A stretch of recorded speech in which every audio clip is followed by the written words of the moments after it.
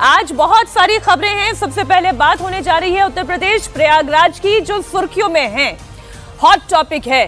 सवाल ये उठ रहा है कि स्वामी अविमुक्तेश्वरानंद सरस्वती क्या शंकराचार्य हैं या नहीं हैं? उनके साथ जो मारपीट हुई, अब वो कैसे सियासी रंग लेता चला जा रहा है, इस पर हम करेंगे चर्चा। शंकराचार्य की पदवी को लेकर महाभारत छिड़ गई है। स्वामी अविमुक्तेश्वरानंद खुद को ज्योतिष पीठ का शंकराचार्य बताते हैं, लेकिन प्रशासन उनके इसी दावे पर सवाल उठा रहा है। मेला प्रशासन ने स्वामी जी को नोटिस दिया और पूछा कि ज्योतिष पीठ के शंकराचार्य का मामला तो सुप्रीम कोर्ट में है, फिर अविमुक्तेश्वरानंद खुद को शंकराचार्य कैसे बता रहे हैं? इस पर स्वामी अविमुक्तेश्वरानंद ने भी प्रशासन को लीगल नोटिस भेज दिया और 24 घंटे के अंदर नोटिस वापस लेने के लिए कहा, और अगर ऐसा नहीं होता है तो मानहानि का दावा करेंगे। अविमुक्तेश्वरानंद ने कहा कि सुप्रीम कोर्ट ने शंकराचार्य लिखने पर रोक नहीं लगाई है, उनका पट्टाभिषेक भी कोर्ट के ऑर्डर से पहले ही हो चुका है। अविमुक्तेश्वरानंद प्रयागराज प्रशासन से नाराज हैं। पहले अधिकारियों से भिड़े, फिर बिना स्नान किए लौट गए और अपने शिविर के बाहर ही वो धरने पर बैठे रहे। अब प्रशासन का नोटिस मिला तो और भड़के। उन्होंने कहा कि शंकराचार्य हैं या नहीं, ये पूछने वाला प्रशासन कौन होता है? इसी सवाल पर विपक्ष भी सरकार पर हमलावर है। अखिलेश यादव से लेकर तमाम अन्य नेता लगातार प्रशासन पर, प्रशासन के बहाने सरकार पर, सरकार के बहाने उत्तर प्रदेश के मुख्यमंत्री योगी आदित्यनाथ पर सवाल उठा रहे हैं। माघ मेला प्राधिकरण ने स्वामी अविमुक्तेश्वरानंद के शंकराचार्य होने पर सवाल उठाते हुए पूछा कि सुप्रीम कोर्ट की रोक के बावजूद नाम के आगे शंकराचार्य क्यों लगाया?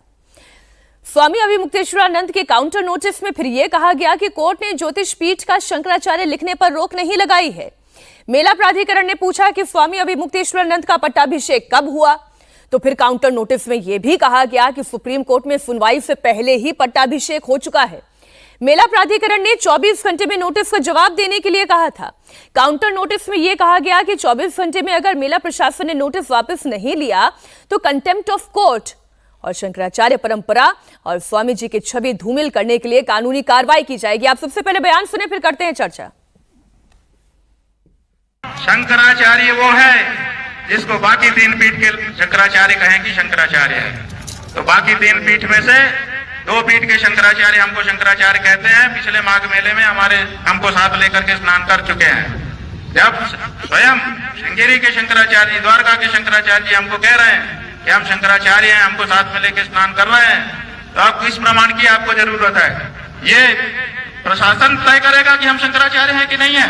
उत्तर प्रदेश का मुख्यमंत्री तय करेगा कि भारत का राष्ट्रपति तय करेगा? भारत के राष्ट्रपति को भी अधिकार नहीं है कि वो तय करे कि कौन शंकराचार्य है। शंकराचार्य का निर्णय शंकराचार्य करते हैं। पुरी के शंकराचार्य जी ने हमारे बारे में कुछ नहीं कहा है। उन्होंने न तो कहा कि ये नहीं है और उन्होंने न तो कहा कि ये है, वो साइलेंट है। तो 2 शंकराचार्यों का प्रत्यक्ष लिखित व्यवहारिक समर्थन और तीसरे पीठ के शंकराचार्य की मौन स्वीकृति हमारे साथ है। और कौन शंकराचार्य है ज्योतिष पीठ का, बताइए? स्वामी जी हम हैं ज्योतिष पीठ के शंकराचार्य, निर्विवाद रूप से हैं।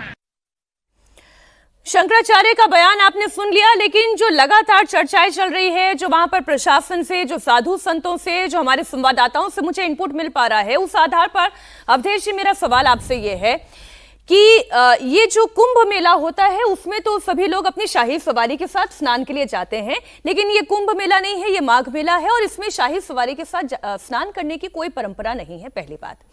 दूसरी बात यह कि अन्य शंकराचार्य भी वहां पर मौजूद हैं, श्रृंगेरी पीठ के भी शंकराचार्य वहां पर है, लेकिन वो भी अपनी शाही सवारी के साथ स्नान करने के लिए नहीं गए। दूसरी बात। तीसरी बात ये, जो प्रशासन कह रहा है कि भाई हमें पहले से इतला थी ही नहीं, सूचना थी नहीं कि आप यहाँ पर शाही सवारी के साथ स्नान करने के लिए आएंगे, और फिर पूरे दल बल के साथ आप एकदम बैरिकेडिंग को तोड़ने पर आ जाते हैं। अगर कोई अनहोनी घटे तो हो जाए तो फिर किसकी जिम्मेदारी है? लापरवाही कहां से है? ये अड़ना भिड़ना क्यों है? देखिए, ये भारत के प्राचीन आध्यात्मिक परंपरा के एक ऐसी व्यवस्था है जिसमें धर्म के क्षेत्र के लोगों की ही टिप्पणी करना उचित रहता है। पहला, ये बहुत दुखद है, इस ढंग की स्थिति होनी नहीं चाहिए। हाँ, ये मुझे एक हृदय मेरा द्रवित हो गया पूरे वीडियो और घटना को देखकर। जहाँ तक अविमुक्तेश्वरानंद जी का प्रश्न है, तो कई लोग ऐसे होते हैं जो हमारे समाज में ऐसे लोग रहे हैं। हमारे यहाँ ऋषि चारवाक खड़ा होकर ब्राह्मणों को गालियां देते थे, संपूर्ण वेदों को नकारते, किसी ने उनकी पिटाई नहीं की थी। ये मैं भारत की परंपरा बता रहा हूं। उनको हमने ऋषि चारवाक स्वीकार किया। महात्मा बुद्ध उसी श्रेणी के थे, संपूर्ण ग्रंथों की आलोचना कर दी उन्होंने।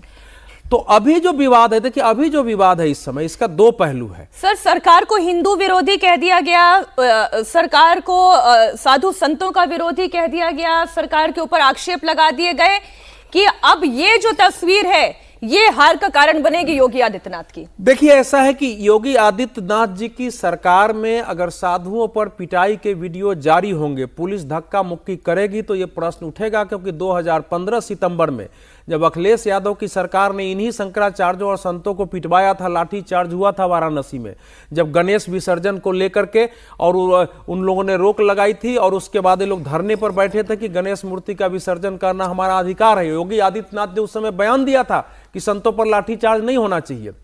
ये कहना, ये किस शास्त्र में लिखा हुआ है कि माघ मेले में आप शाही सवारी से नहीं चल सकते हैं?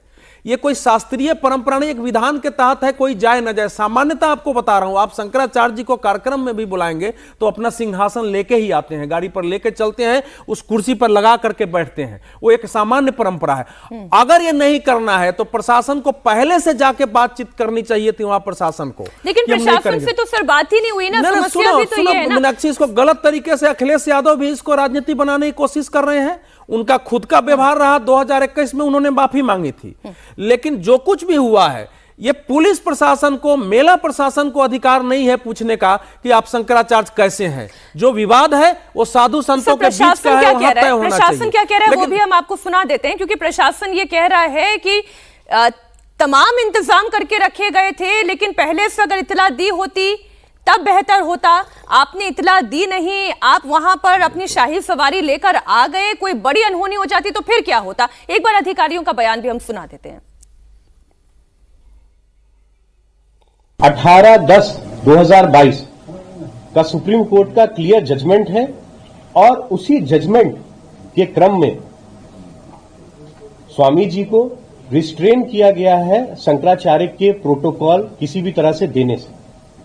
और तब से लेकर अक्टूबर 2022 के उस सुप्रीम कोर्ट के जजमेंट के बाद से, तब से लेकर अनवरत रूप से आज तक कभी भी मेला प्राधिकरण या मेला प्रशासन के द्वारा कभी भी स्वामी अमृतेश्वरानंद को कभी भी शंकराचार्य के रूप में प्रोटोकॉल नहीं दिया गया है, चाहे वो भूमि आवंटन हो, चाहे सुविधा हो। क्योंकि अगर ऐसा मेला प्रशासन करेगा जिसके लिए स्वामी जी डिमांड कर रहे हैं, तो वो सुप्रीम कोर्ट की माननीय उच्चतम न्यायालय के आदेशों का अवहेलना होगा